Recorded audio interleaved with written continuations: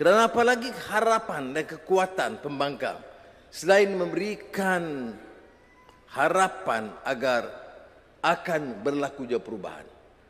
Sebaik saja terhakis harapan ini, orang-orang yang dijanji, orang-orang dan ahli-ahli parlimen yang yakin bahawa perubahan akan berlaku, bila tidak berlaku, maka seorang demi seorang akan meninggalkan parti mereka. Dan dengan penegasan Kebahaduli Yang Maha Mulia Yang di-Pertuan Agong malam tadi,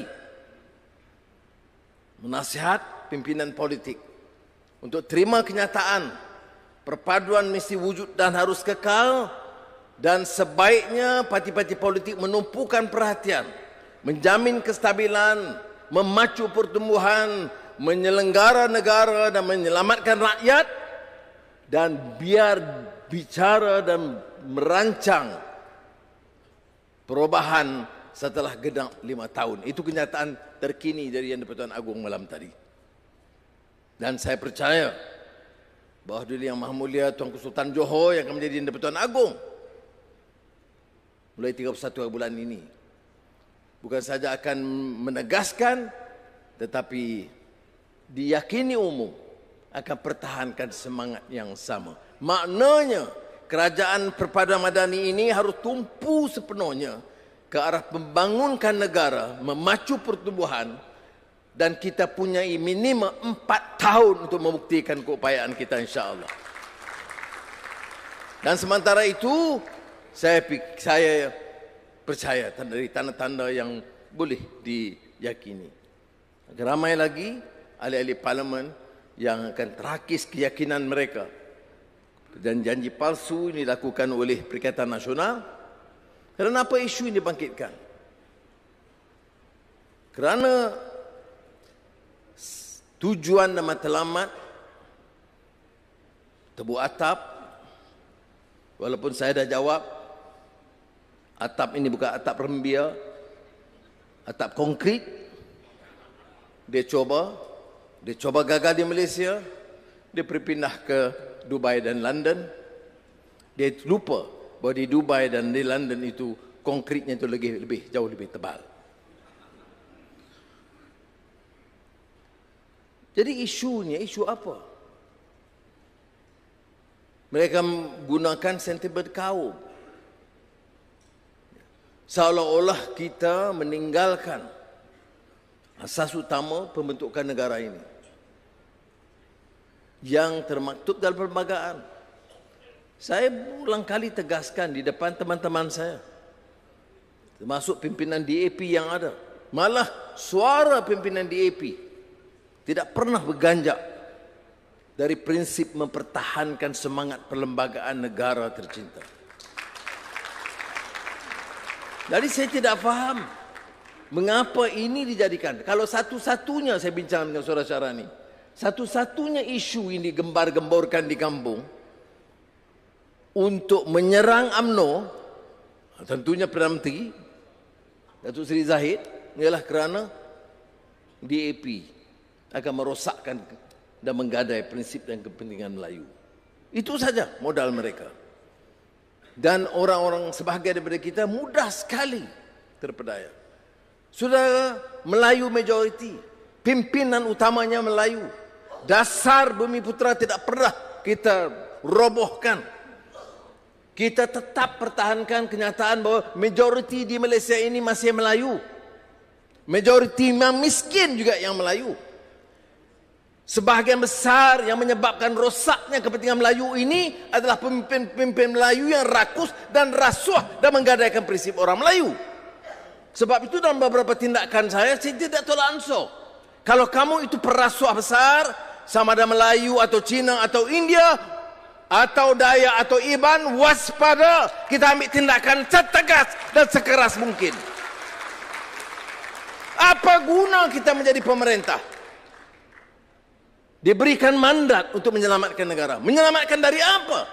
Menyelamatkan dari kerakusan. Menyelamatkan dari sikap tamak haloba. Masuk politik semata-mata untuk memperoleh habuan. Cara yang haram. Dan mengondol bukan sedikit. Ada yang mengatakan Anwar cukup. Kami tidak mau dengar lagi isu rasuah dan tata kelola. Aneh. Masuk politik, mau jadi pemimpin politik, tapi takut bicara soal governance and corruption. Ada penyakit ini. Orang masuk politik ini untuk membersihkan sistem. Kalau ada anak muda yang tuntut, oh kami mau pimpinan sekarang lebih tegas menolak rasuah dan penyelewengan, saya salute. Kerana mana-mana negara dalam sejarah pasang surut mesti terima kenyataan bahawa negara itu mungkin luntur dan terhakis apabila idealisme dan nilai dan moralnya terhakis, apabila mula mengambil sikap yang permisif dan kompromi atau toleran terhadap penyalahgunaan kuasa dan rasuah. Baru-baru ini Malaysia terdedah dengan apa yang dibicarakan sebagai rasuah profil tinggi. Kerana selama bertahun-tahun, dan saya tidak nafikan, sebahagian daripada teman-teman saya dalam Pakatan Harapan juga terheret dengan naratif bahawa kleptokrat itu hanya satu orang.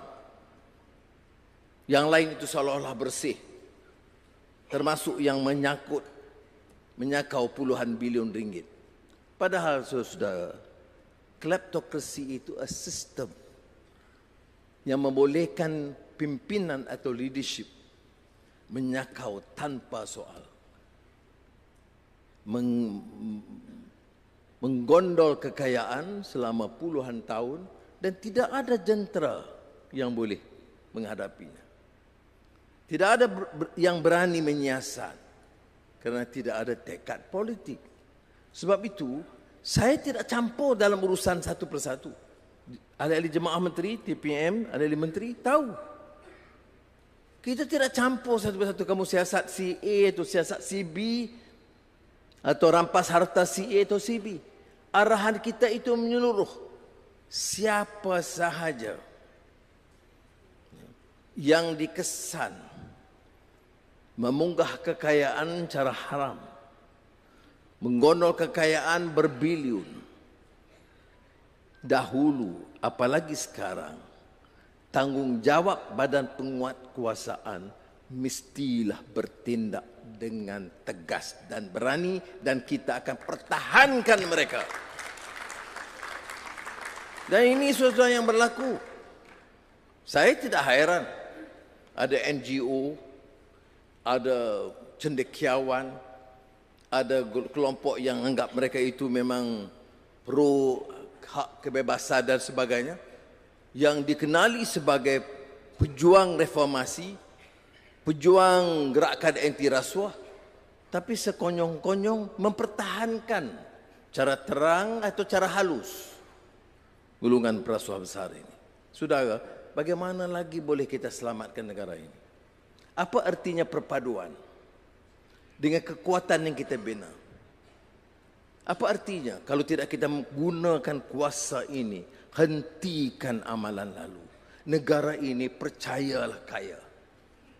Negara ini tidak sepatutnya berdepan dengan permasalahan ekonomi serumit sekarang. Hutang 1+1 campur contingency liability, iaitu government guarantee, mencecah hampir 1.5 triliun. Ya. Orang boleh katakan, mengapa bicara soal lama? Ya sudah, itu bicara soal lama kerana yang sekarang harus bayar.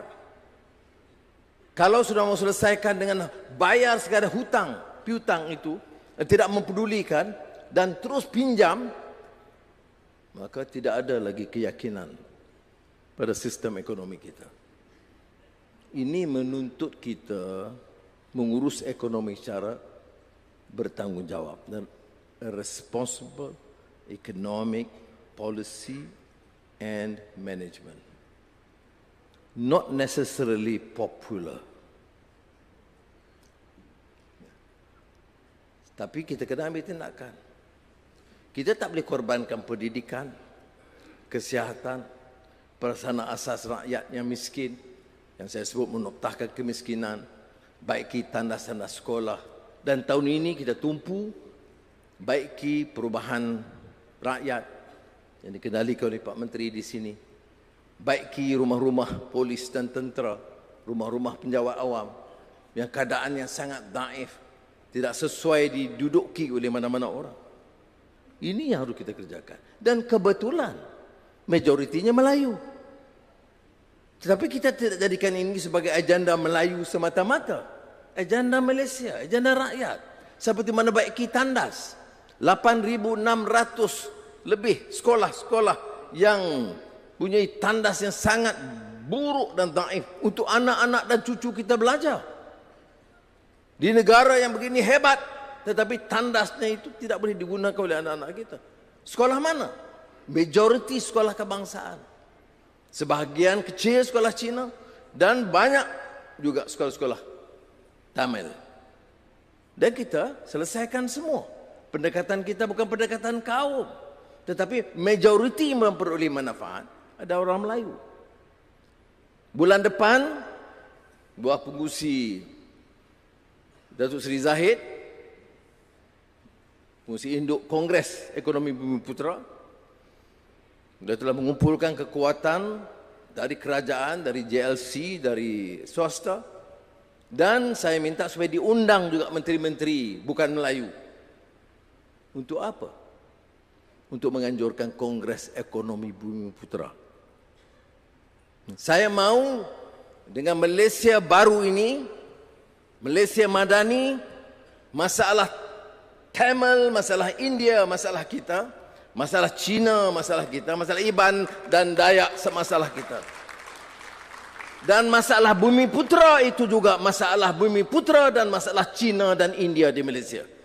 Mesti tangani dengan bijaksana dan mesti jadikan agenda ini agenda bersama dengan menekankan beberapa pendekatan baru. Mesti ada agenda membantu Bumiputera berkesan dan satu yang agak aspek yang ada kelainan yang unik. Kongres ini Kongres Bumiputera. Kongres ini akan menilai proyek-proyek yang dijalankan, memperkenalkan beberapa program baru dengan pendekatan baru. Tapi kongres ini juga akan mengenal pasti beberapa aspek masalah yang dihadapi oleh bukan Bumiputera, orang Cina, terutamanya orang India di Malaysia. Saudara, ini pendekatan baru dan kita dalam Barisan Nasional, UMNO terutamanya, Pakatan Harapan, termasuk Keadilan dan Amanah, mesti berani berdepan dengan masalah ini, bahawa penyelesaian ini akan jauh lebih baik daripada kongres sebelumnya. Tapi ini naratif baru yang menimbulkan pelbagai permasalahan yang dibangkitkan.